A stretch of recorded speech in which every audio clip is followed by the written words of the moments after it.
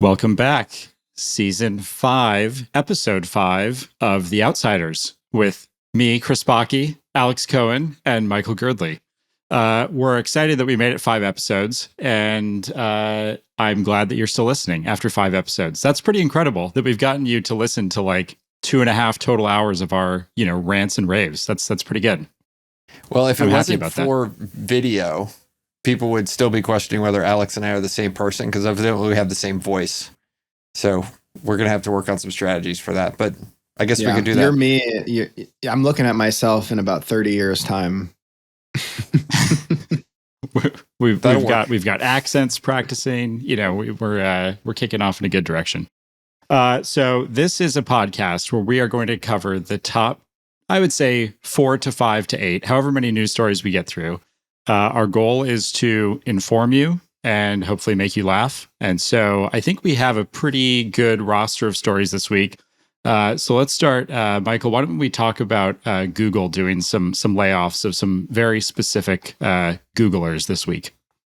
You got it. Okay. Yeah. So unlike last week where we looked at articles off of hard-hitting websites around tech like Cigar Aficionado and some random El Paso local tech website, this week I have a news story that I read on CNBC, and it is published on Tuesday. So Google cut 1,800 employees in California.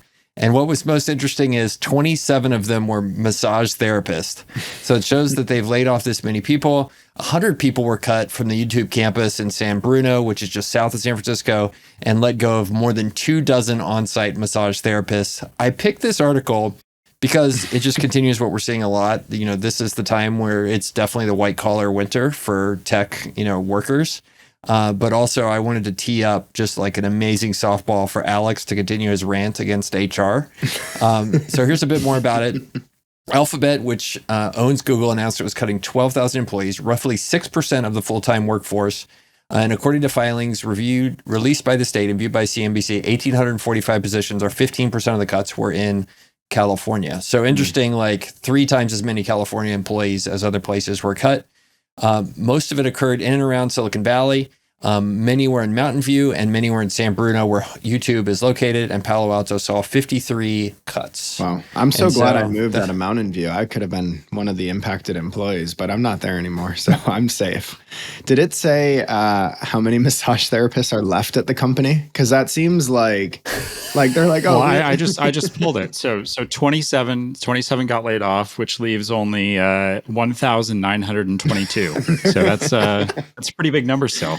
I think everybody can still get their weekly massage. I'm not worried. One massage therapist for every exec. It's a 1-to-1 ratio at Google. Is there any bigger evidence? Like, it's got to be a top 10 evidence of the excess of the past 4 or 5 years that companies end up having not 1, not 2, but multiple dozens of massage therapists permanently on staff. I guess this begs the question, Chris, you're in the staffing business. Why would you hire them full time? Like, why are they not third-party vendors that you bring in as you need them? Like, why are they on the staff? Like, why are they Googlers? I don't understand this at all. I have a theory. Mistresses, people who you owe lots of money to. I don't know. I mean, you add massage therapists into a company of 100,000 plus tech workers, and you're going to end up with a lot of HR cases. And I think this is one of those things HR try to keep in-house. So hire the massage therapist instead of dealing with an external company to get all the complaints and actually have to go deal with them. I mean, it is this interesting, we've gone through this trend where it has been so difficult to attract great workers that we've graduated from being companies that provide you employment to we're just going to take care of your entire life, right? We're going to give you food. We're going to massage you. We're going to give you a place to live. And it's just happened so slowly and incrementally that nobody's put up their hand and been like, this is weird. This is just odd. Why are we doing this? In tech for years, within FANG, you look at what Netflix pays people. And I don't know if they're still this way, but 10 years ago. Can you give numbers? Because I think people need to know what those Netflix numbers are. Yeah, I mean, I think you would see, for example, the same level of engineer between Google and Netflix 10 years ago, and just base compensation the Netflix engineer is making 400,000 a year, and the Google engineer is making like 270. And so Netflix was able to hire all of these incredible engineers because they were paying top salaries, but then they were like giving away none of these like fringe benefits. And so what you don't realize is like, yeah, if you work at Google and you're making 270, if you didn't have the sushi lunches, which cost $50 a head, whether you eat them or not, if you don't, if you're never using like the nursery services and the massage therapists and like the jump rope instructors and the hopscotch classes outside at 3 p.m. like you're a fucking preschooler, if you're not using any of that stuff, like all of that money comes from somewhere. And so all of these are like getting added into like the perks that, the recruiting team is selling you on. But there's companies like Netflix who are like, if we just cut all that shit out, we get an extra $10,000, $50,000, $150,000 per employee that we can just pay them back in cash and hopefully hire better people who are more serious about work. I don't know if that strategy has actually paid off, but like the numbers between Netflix and some of these like FANG equivalents are pretty striking. Yeah. Did you guys see, I think it was a week ago or just a few days ago, the Google exec. So it's like reverse roles. The guy who runs food and beverage at Google was laid off.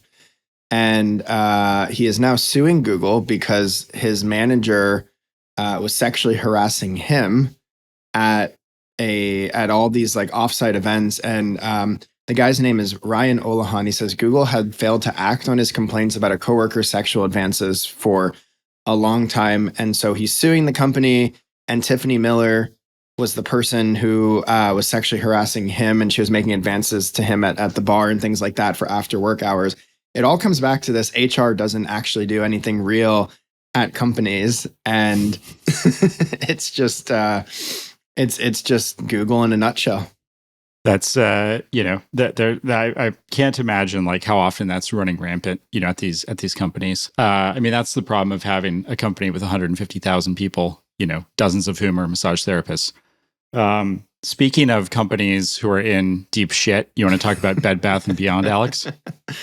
Happy to. So, sad to, I guess. So Bed Bath & Beyond is closing. They announced they're closing another 87 stores. Some of those include Bye Bye Baby stores, as well as a couple brands that I had no idea that they operated. I still don't know what they do. And so as the company gets into more and more shit, they're losing money. They're running out of money. They're going to file for bankruptcy. And they're closing 87 out of their still hundreds of stores that are still open on top of the 237 store closures that they announced last year. So somehow Bed Bath & Beyond still had way too many stores for the company. And they're closing more stores. And ultimately, I think the prediction is they're not going to take my advice. They're not going to put me in as CEO and the company's going out of business.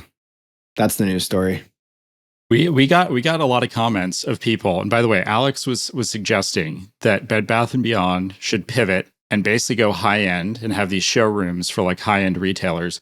And I heard from many people that they thought that was a pretty good idea. So you have at least like 7 shares that would vote in your favor and install you as CEO, which is good to know.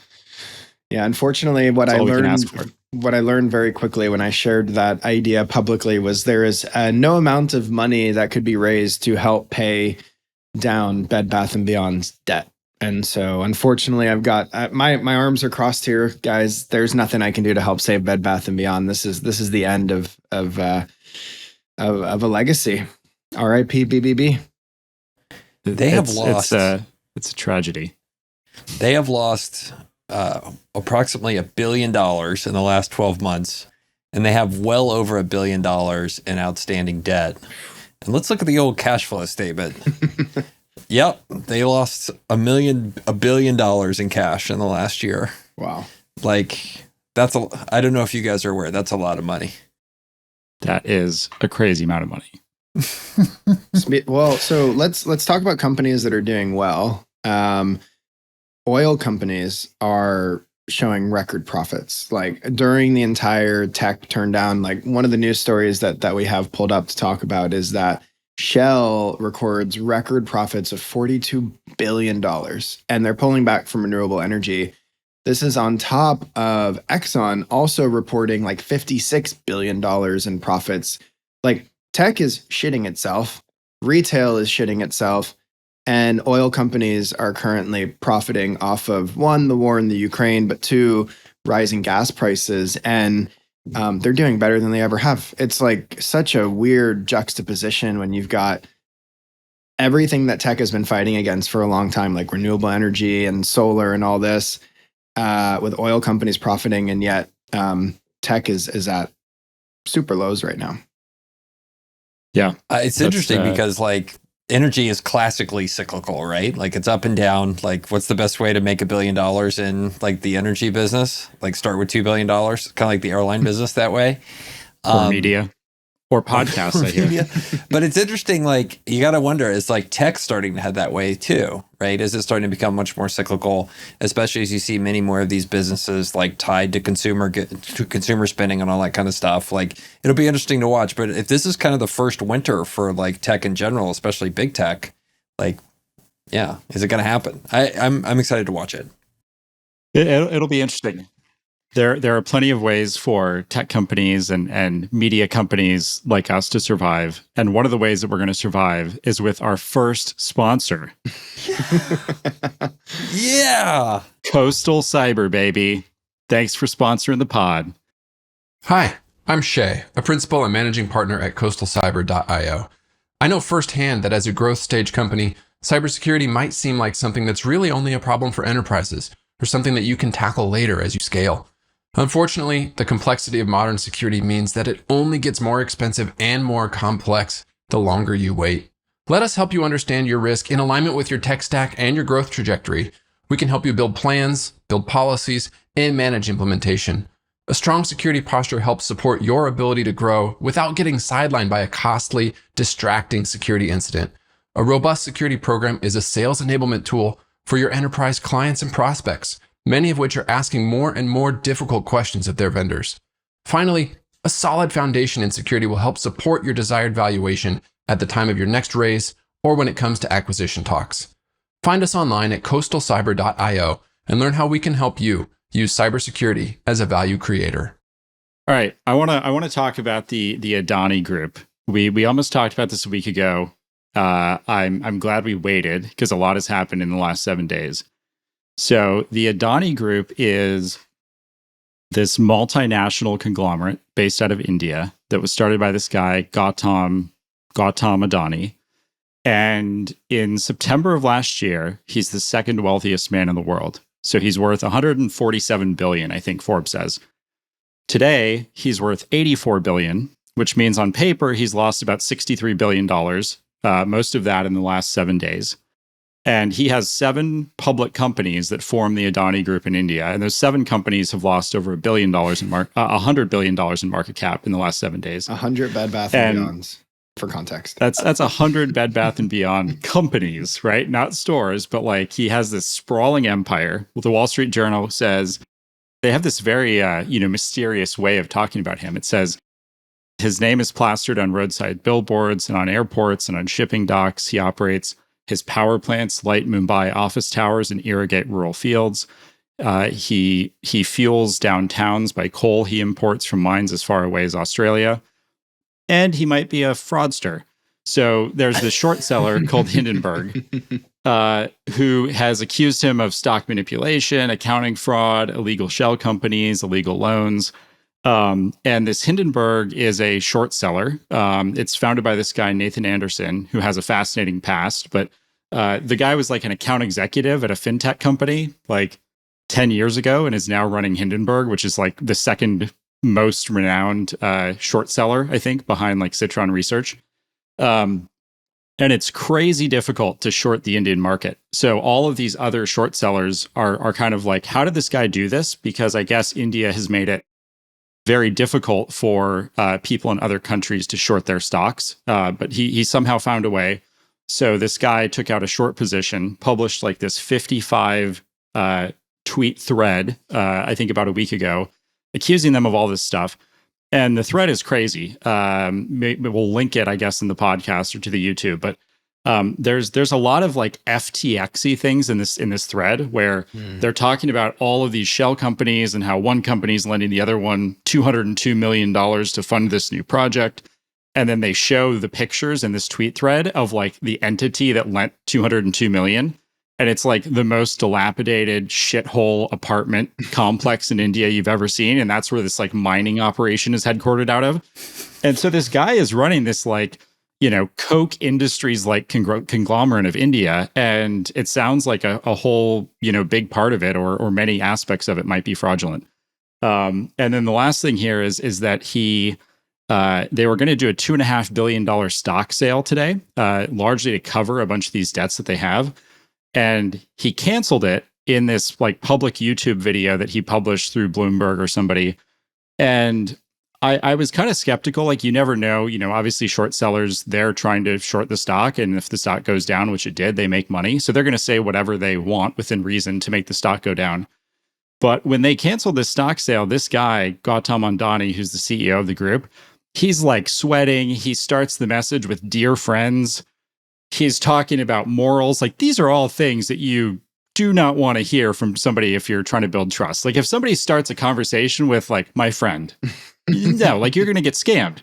And so the fact that he's like, this is the video where he's like clearing everything up, I was like, oh shit, this is actually a pretty good short, I think. Yeah, I watched a clip and he goes, he's on the video and he's looking like direct into the camera and he goes, "Our balance sheet, robust.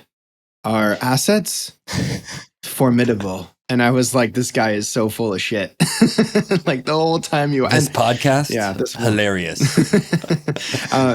It's funny because the Adani group posted like a 413-page rebuttal to this entire set of allegations, and like, when something is real when you publish a 413-page in-depth rebuttal to rebut the claims. And, they could have posted a 2-pager that said, "We didn't do these things and like, here's proof."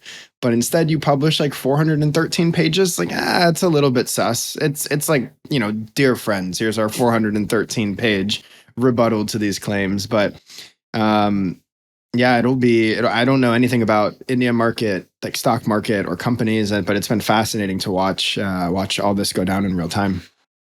Yeah, it's pretty wild.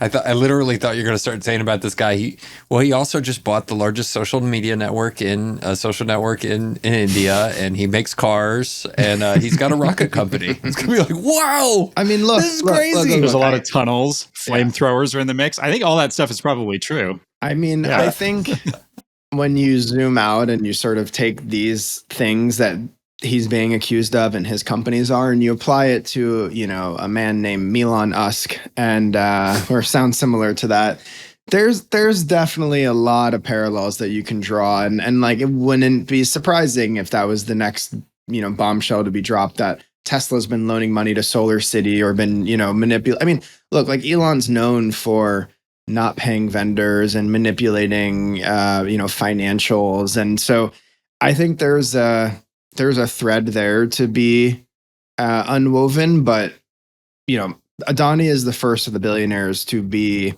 I think, to be called out for, it sounds like internal fraud and stock manipulation. Like, who knows? Maybe Elon's next.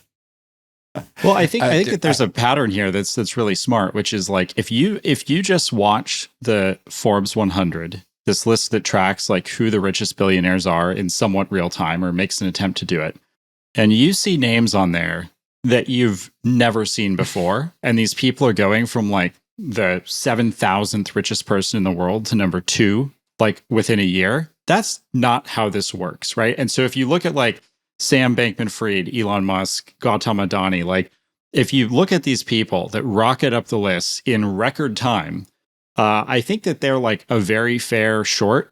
Not because there's necessarily fraud. I think in a lot of cases there clearly is, but like just because it's like what goes up that fast is going to come down equally fast. Like, this shit is not sustainable for one person to just create $140 billion in wealth, like literally over a 2-year period. That's not how it works.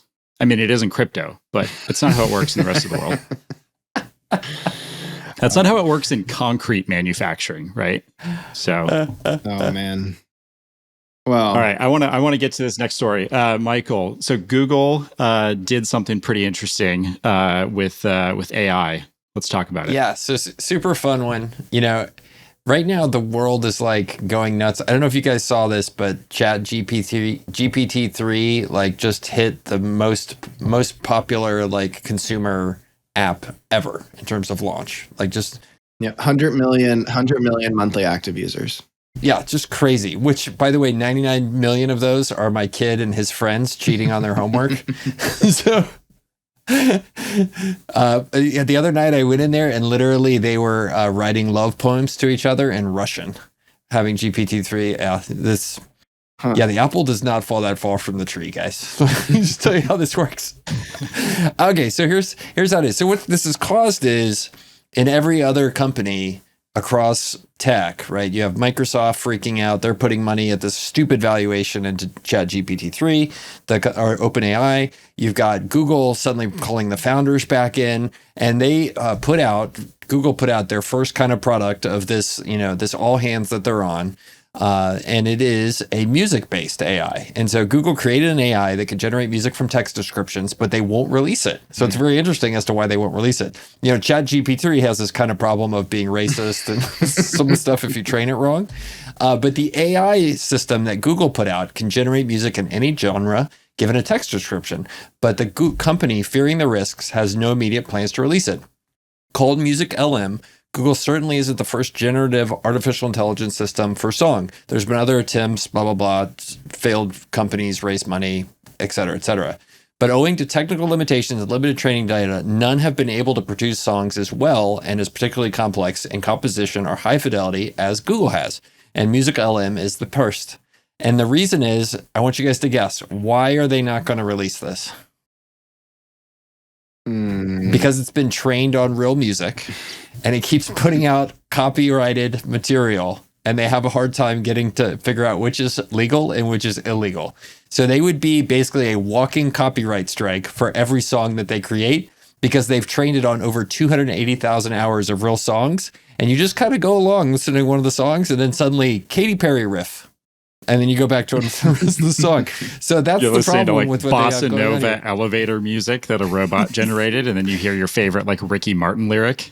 Totally. Okay, where did this come from? This is totally good. But so the cool thing is you can describe the song you want, which is electronic song played in a video game, and they have like a version of that, and you can like listen to exactly what it is, and it shows you the whole thing. How is this different in terms of copyright than everything we talked about last week, where you've got written works that have been copyrighted and they're using them to train these models on, or pieces of artwork or someone's creative assets in general that are copyrighted? Like, how have we not exposed, how have all the companies not been exposed to massive lawsuits right now? But yet music is the thing that has the strictest copyright laws here. Chris, as a lawyer, I'm hoping that you answer this question. Go ahead, Chris. It's a damn good question. I mean, great question. Like, yeah, that's a good one. record labels are usually founded by lawyers, right? Like they are these like, it's just a contract machine. It's a group that is not necessarily good at promoting artists. It is a group that is good at protecting artists, right? And so you have like all these major labels where like there's 2 people in A&R and there's 12 people on the legal team. And so I think like labels are notoriously litigious. And I think like your average shit poster, your average like Wikipedia contributor, if they're finding like snippets of their text like within, a GPT output, I think it's like a lot harder to prove like where this snippet was actually trained from.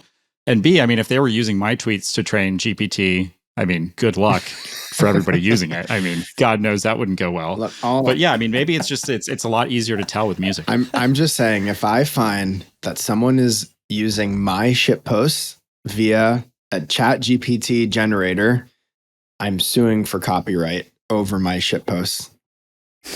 I've been using all of your posts line for line on Mastodon, and I have over 90 followers now. Man. That's not 90,000, just 90. 91 people following me on Mastodon. And that's 100% of their MAUs. That's right. But so to your point, Alex, I think this is the beginning of a shift in how we think about content, right? Like you're going to see that the cost of creation for music is going to go down to nothing. It could possibly, you could imagine on your phone is an engine that watches what you do, it listens to your mood, and it plays you precisely a song that it creates on the fly that's going to get you hyped up, or it's going to get you sad, or it's going to be precisely what your mood is. And I think it's going to be really interesting because this is, as people start to think about what's actually going to end the social networks, like the reason social networks exist is all the connections. You want those other people creating things. But when there's an engine that is smarter than all of those people producing something that is precisely what you want to hear, like the world kind of changes and it starts to disrupt those people. So that was this week's version of Girdley's Galaxy Brain. So thank you for being here. We'll continue on with our regular program. Do you guys want to go back to making fun of Alex's Peloton next? back to the Peloton view today. This is a real thing though. There are sound consultants for corporations, and I know this because I worked at a company that had a 6-figure contract with a sound consultant, and in all of our offices globally, they would design music for the sales team to get the sales team pumped. So like there's this optimal pattern that like would play ambiently over the speakers where like in the morning you would come in and it would be like hard rock and roll, like 8 a.m. we're hitting the phones, we're ready to go. At 11, it would like calm down into this like like lunch sprint. And then afterwards, like after lunch, it's like techno. And then end of the day, you're writing all your follow-ups and it's like, some salsa music or something. But like, it was like a real thing. Companies actually spend money on this shit. And like to think that you could actually do this individually, like, yeah, there could be something there. That's pretty cool. Indeed, they did. It was not Indeed, actually. It was Zillow. Oh man, I thought I was on point with the pun. Speaking of, they might have. I don't know though. What was the name of the company that would send out like partner with local businesses and then send out like a bunch of emails and do flash sales for them? I'm totally blanking on it. Based out of Chicago. Groupon. So this Groupon is when you describe this, it gives me PTSD to going back to Groupon's offices, which it was like this enormous, disgusting sales machine located next to the waterfront in Chicago with just like cubicle after cubicle of like young college graduate shaking down like mom and pop food truck owner. Yeah, it was like the most disgusting. They're like, this is our sales operation. It's like gongs everywhere. I was like, you guys are like terrible Groupon, people. Like this is not Yelp, good. College students fucking over small businesses. That was a handshake for those who couldn't see my video.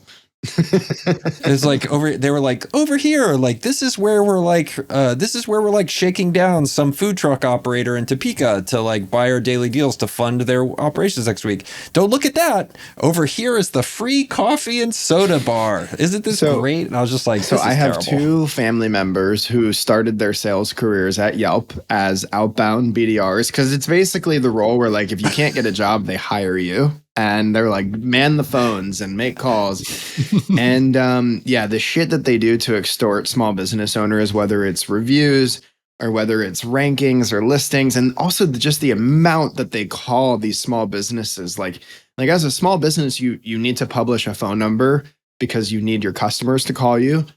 But Yelp essentially DDoSes your phone lines because they call you 4 times a day until you answer. And you literally have to like send them in writing, do not keep emailing and calling me or I will sue you, before they take you and put you on the do not call and suppress your email and phone number. It is just the tactics that and Groupon's the same thing. I mean, I'm glad that company is a penny stock now, because they were taking advantage of small businesses the whole time. Like, hey, we have all these people who want coupons.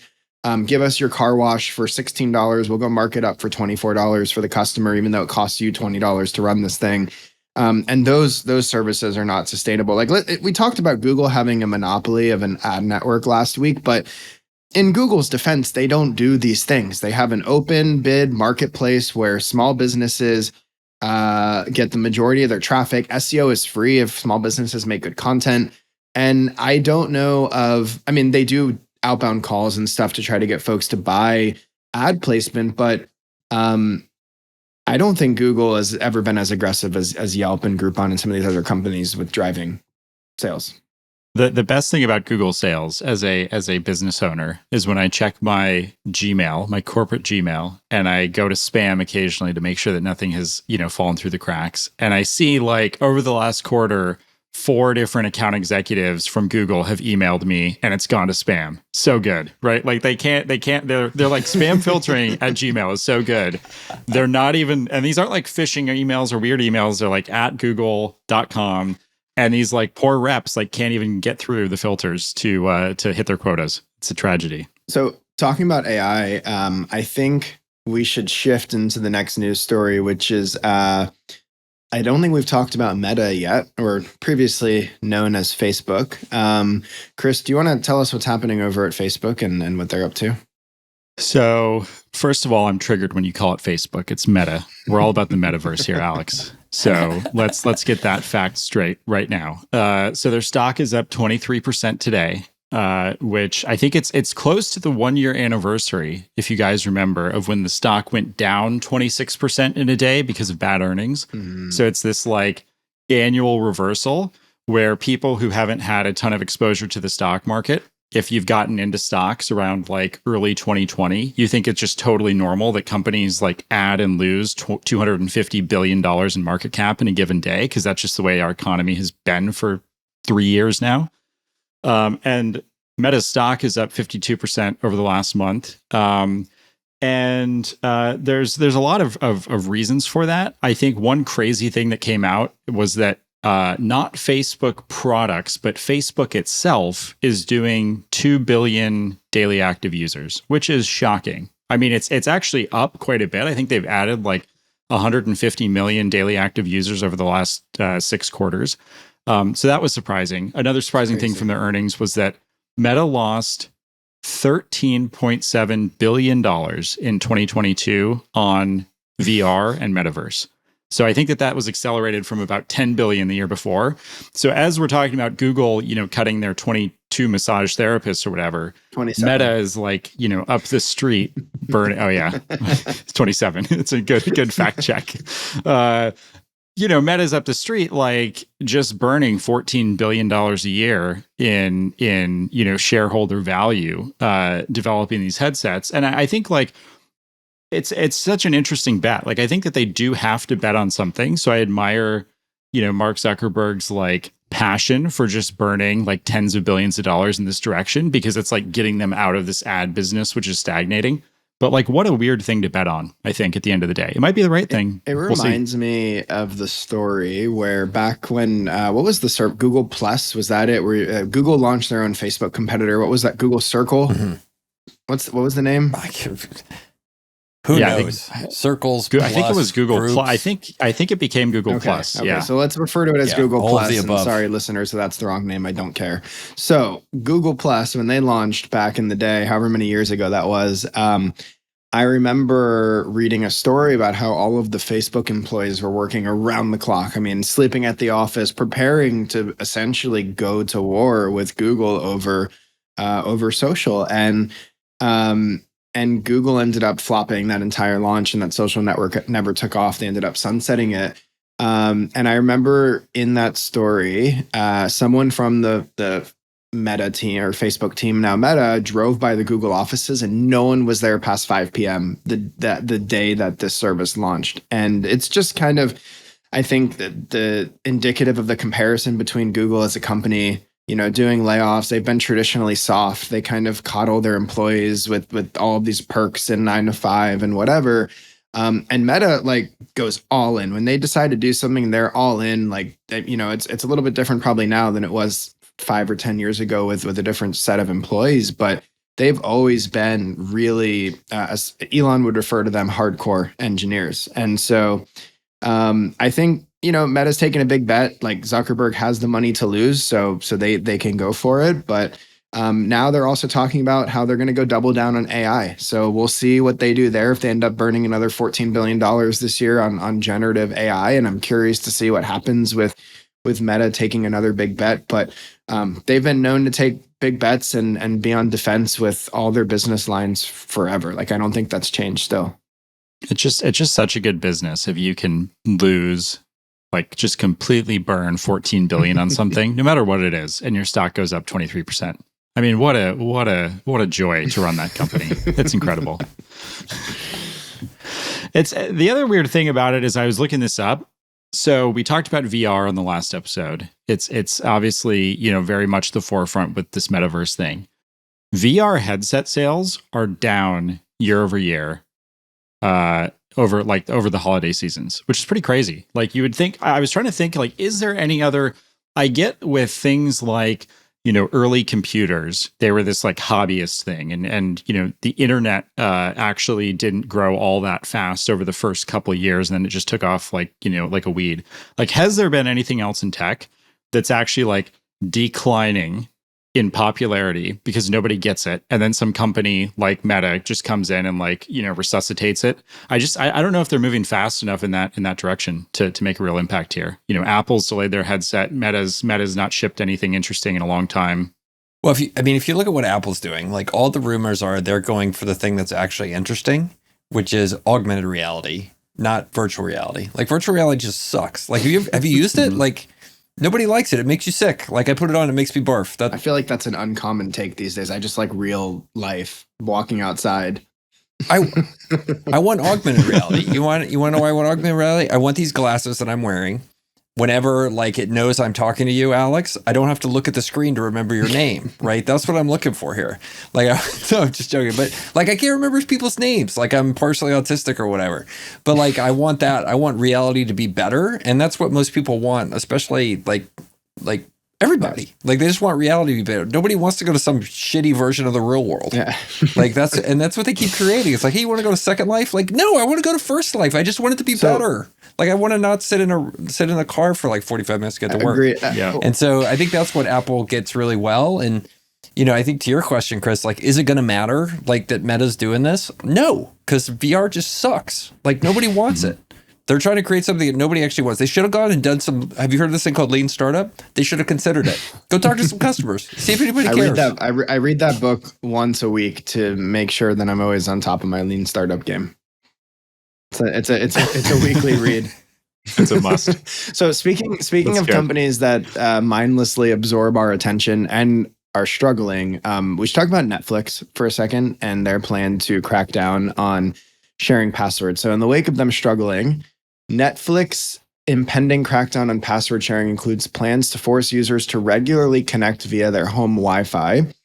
The streaming giant's help page reveals details of how the company will finally take a tougher stance against the practice, which millions of people in the US and the UK are estimated to partake in. So you have Netflix, who's been struggling. They went through a round of layoffs. Like, I think they can't produce any interesting content anymore, and subscribers are churning or they're sharing accounts. They're like, well, how do we fix this? Well, one, they've raised prices. Now it's $22 a month for me to have Netflix across my family plan, which is absurd for the shitty rom-coms that my wife watches once a month, and CoComelon in my baby's defense. So, and now to help, they are going to prevent people from sharing accounts. And the way that they're doing this essentially is they're going to track IP addresses and device IDs and where you are connecting to Netflix from. So if you don't connect to your home Wi-Fi at least once every 31 days, they will consider that account not eligible for sharing passwords. So that's Netflix's plan to save the company at the moment. This is a digital nomad nightmare. What if you're traveling around the world? What if, you're a VC with multiple homes? I mean, what is a home Wi-Fi really? My summer home in the Hamptons, is that not a home as well? Second and third and fourth homes are people too. Look, this is a recession. Who's going to think about that deadbeat second cousin that you gave the password to last month who hasn't worked in 6 months and needs to watch the latest episode of, oh man, this joke would be better if I could remember any shows from Netflix, but there's no good shows on Netflix. That's the problem. Stranger Things. Oh, like you know what they need to do? Tiger King 3. Like that guy needs to come out for Extra Crazy, and he's just not delivering. I mean, that's kind of what happened this week in the news. We prepared for today, and there's like, man, there's nothing good in the news. We need some Trump, or we need like an Elon Trump like Twitter debate, something to make this like just push it to 100. So, well, Twitter, in Twitter news, they're getting rid of their free API and they're going to start charging for a paid API plan, but that's really not that interesting. Like, who gives a fuck? It's a Twitter API. So it's not really that exciting for us. It's like, yeah, sure, companies will pay for it. They want access to Twitter data. Congrats, Elon. You're going to generate $4 more million per year out of your $3 billion in interest payments. That's the news story. What's next? Yeah. Can I do crypto before we wrap up? Yeah, let's talk about this last, and then we'll end. There's some crypto going on. And here's the theme this week. The old people are coming for your crypto. Okay, two things have happened. So, okay, so here's what's going on. So on Twitter, I put out a, hey, DM me your biggest loss, your biggest L of your life, and I'll post it anonymously in the thread. I got like 400 DMs, all people who'd lost like $1,400 buying NFTs or crypto, like every single, it was just like I had to cut it off because it was just like more and more people. So all of these retail investors bought into the crypto hype and have got their money stolen by Sam Bankman-Fried, and they are now broke, right? And they're paying it off on their credit card. And so we got two things happening. So there's a news story where today, Charlie Munger, vice chairman of the Wall Street Journal, put down basically an editorial that crypto should be banned in the United States, and the Chinese are smarter than us for doing it. Which, you know who I want to take advice from? 98-year-olds. Like, I'm dying to take advice from 98-year-olds who write op-ed pieces in the Wall Street Journal. Like, no, it's just a bad idea. Like, sounds this is like not a great China. idea to me. And then let's now, ban crypto. I support it. What are we going to tweet about? If they ban crypto, there's nothing to tweet about. This show we can't even do the show. We got to keep crypto around. I'm so for fucking tired of NFTs though. I'm so tired of all the airdrops. Like, no, it's a scam. Just call it for what it is. Let's stop adding a fun name to things. Dude, you got to give props to the people that have watched it go up, ran the scams all the way up, and then are still running the scams in the bottom here, like in the trough. Like, dude, like they're putting in the work, right? Like, and I tweeted the other day, I was like, you can tell it's a recession because the grifters are wearing suits now. That's how you can tell the state of the economy. Like, that's exactly what's going on. If we ban crypto, at least the grifters will always have a job at Groupon or Yelp doing outbound sales. For sure. Well, or the other place they can get a job, Washington, D.C., because right now Congress is blaming the White House for lack of crypto regulation. And the White House is blaming Congress for a lack of crypto regulation because, you know, all those people that lost $1,400 on pot smoking monkey JPEGs, you know what they're doing? They're calling they're calling their mom to give them money because they need it. And you know who their mom's calling? Their representatives and their senators and saying, what are you going to do about this crypto thing? Because my son lost $1,400 and I'm having to put it on my Amex. Like, that is what's going on. There's a massive chain, and it goes all the way from the guy living in mom's basement to mom to the senator to Charlie Munger, to the Wall Street Journal, back to affect you and your tweet and this podcast. So listen, I am wildly pro crypto because you know who's going to sponsor this podcast? Crypto companies. You know, they grifted people out of all that money. They have the money. It's true. We need to go get the money. So we got to be nice to the crypto companies. Fun. Love what you guys are doing. Totally not a scam. I remember 100% above board. Peak pandemic, I was talking to an agency that hires ship posters to basically pay them to sponsor their company's tweets. So they sit in the middle of like companies and ship posters, and their largest. So let's take a guess. Who do you think their largest ad client was?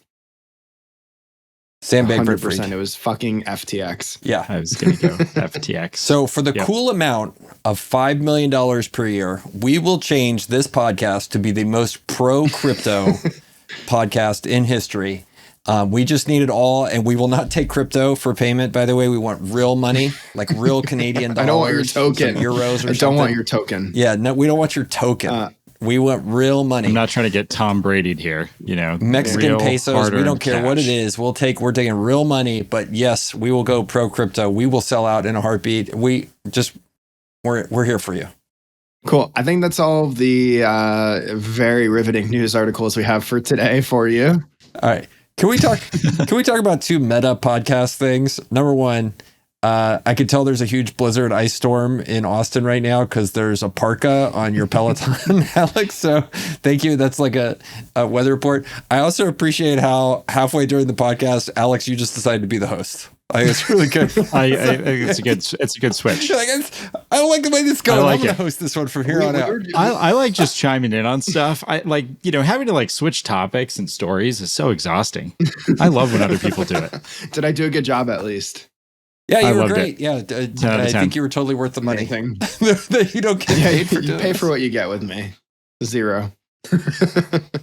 All right. Well, hey, I'm going to take over now because if you're still listening, open up your podcast app, leave us a review. And if you think somebody that you know, pick one person that you know, our ask would be send a link to the podcast whichever of the 5 episodes you think is your favorite, and say, listen to these idiots. They're pretty funny. And occasionally, I think they stumble on being right, and ask them to listen because we're trying to get this thing more popular because we need advertisers because we're total grifters. This week, isn't that the right? This week is on me. If you give us a review or refer a friend, and you can prove in my replies that they signed up or whatever, listen to the podcast, I will buy you this time the Costco Glizzy Dog. So $1.50 straight to your Venmo account. You go buy oh fuck, that's what I was gonna go to Costco before our episode today and buy a hot dog, but the roads were shut down, so that didn't happen today. Next week I'll bring a Costco Photoshop one into YouTube. Just put your hand out like that, and we'll do a fan art compilation of people photoshopping various things in there. Good. Yeah.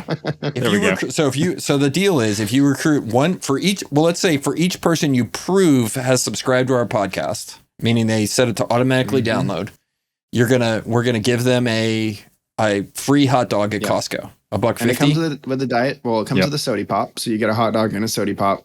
Doesn't matter. Refer your mom, your dad, your brother, your grandpa, Charlie Munger. We don't care, as long as they auto subscribe to the podcast. We'll buy you a hot dog for each referral. So they got to just prove that they've set their podcast client to automatically subscribe, and it's $1.50 a time. And if you take a selfie at Costco with your hot dog, I will buy you something else. We'll figure out what that is after. I need you to buy them a 14-pound jug challenge of or something. almonds. Yeah. That's what I think of when people go to Costco. The ALS Glizzy Dog Challenge. Yep.